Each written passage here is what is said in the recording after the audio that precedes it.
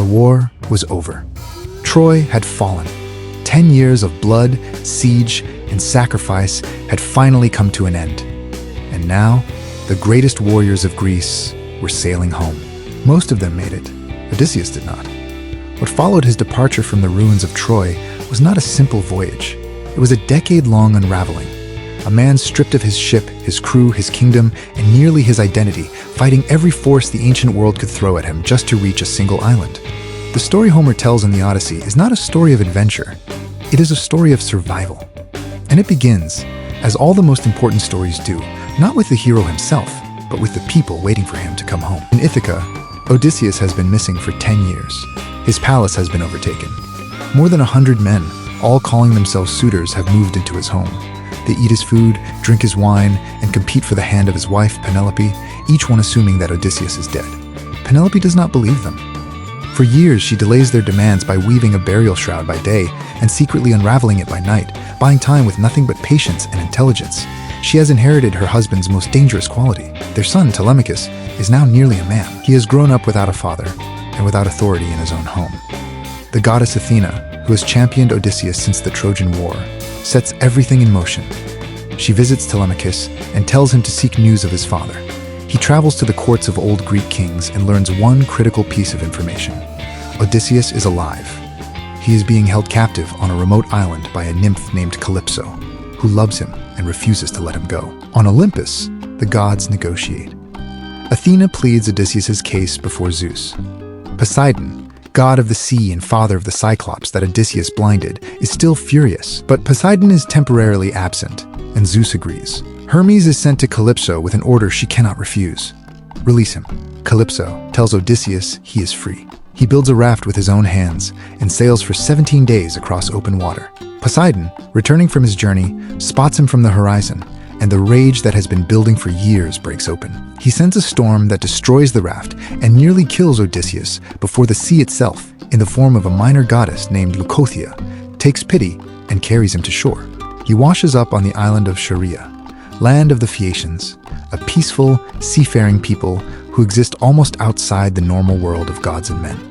Their princess, Nausicaa, finds him on the beach. He is brought to the palace of King Alcinous, and at a great feast, he is asked one simple question: "Who are you?" And so the story truly begins. Because Odysseus, king of Ithaca, master of language, the man the ancient Greeks called polytropos, which means a man of many ways and many turns, begins to speak. And what comes out of him is everything that happened before this moment, the full account of what the sea did to him, and what he did to survive it. After leaving Troy, his fleet first landed among the Cyclades, where a raid turned into a rout. He lost men. He continued. They were blown to the island of the Lotus Eaters, a people so intoxicated by their own contentment that some of his crew refused to leave. He dragged them back to the ships by force. Then came the island of the Cyclops. Odysseus, against the advice of his men, led a small party into the cave of Polyphemus, son of Poseidon. The Cyclops sealed the cave with a boulder that 20 wagons could not move, and began eating them 2 at a time. Odysseus told the monster his name was Nobody.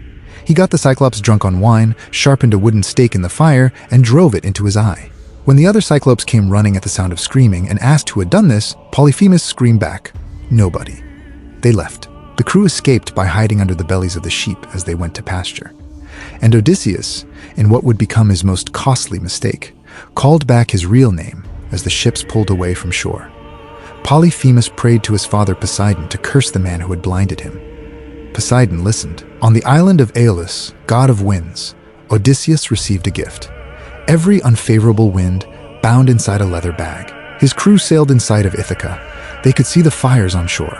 And then, while Odysseus slept, his men, convinced the bag held treasure he was hiding from them, opened it. Every wind they had escaped poured out at once. The storm threw them all the way back to where they had started.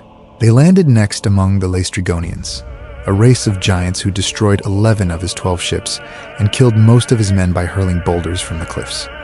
Odysseus escaped with one ship. That one ship brought them to Circe, the goddess and sorceress of the island Aeaea, who turned half his scouting party into pigs. With protection from Hermes and a divine herb called moly, Odysseus resisted her magic, and Circe, astonished that any man could stand against her, became his ally. His crew was restored. He stayed a year before she told him what he still needed to do before he could go home. He had to visit the dead. The Nymphaea, the descent to the edge of the underworld, is one of the oldest and most haunting passages in all of Western literature. Odysseus dug a pit, poured offerings of blood, and summoned the souls of the dead. The blind prophet Tiresias came and told him the price of going home. He must not harm the sacred cattle of the sun god Helios on the island of Thrinacia. He must endure. He would arrive home alone. He also saw his mother, who had died of grief, waiting for him. He tried 3 times to embrace her and held only air. Circe warned him of what was still ahead. The sirens, creatures whose song promised every answer every man had ever wanted, had lured generations of sailors to their deaths on a shore of rotting bones. Odysseus ordered his crew to fill their ears with beeswax. He had himself tied to the mast and ordered them not to untie him, regardless of what he commanded. He heard the song. He begged to be released. They did not release him. Then came the narrowest passage of the journey. On one side, Scylla, a creature with 6 heads on 6 long necks who snatched 6 sailors from the deck, 1 for each head, before anyone could react. On the other side, Charybdis, a whirlpool that swallowed the sea whole 3 times a day. Circe had told him the mathematics clearly. 6 men lost to Scylla, or everyone lost to Charybdis. Odysseus chose Scylla. He watched his men die and could do nothing. Then, despite everything, despite Tiresias, despite Circe, despite the journey itself, his starving crew landed on the island of Helios and ate the sacred cattle. Zeus sent a thunderbolt that split the ship in half. Everyone drowned. Odysseus clung to the wreckage for 9 days before washing ashore on Calypso's island, where this story, told backward, now ends. The Phaeacians are silent when he finishes. They give him a ship. He finally sleeps. They carry him to Ithaca and leave him on the shore before dawn. After 20 years, 10 at war and 10 at sea, Odysseus wakes up and he is home.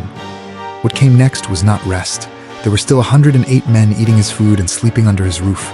But for the first time in 2 decades, the distance between Odysseus and everything he had ever fought for was measured, not in years or in sea, but in the width of one island. He got up. He disguised himself as a beggar. He walked into his own palace. And then he waited one final time for exactly the right moment. The bow was still there. No one else could string it.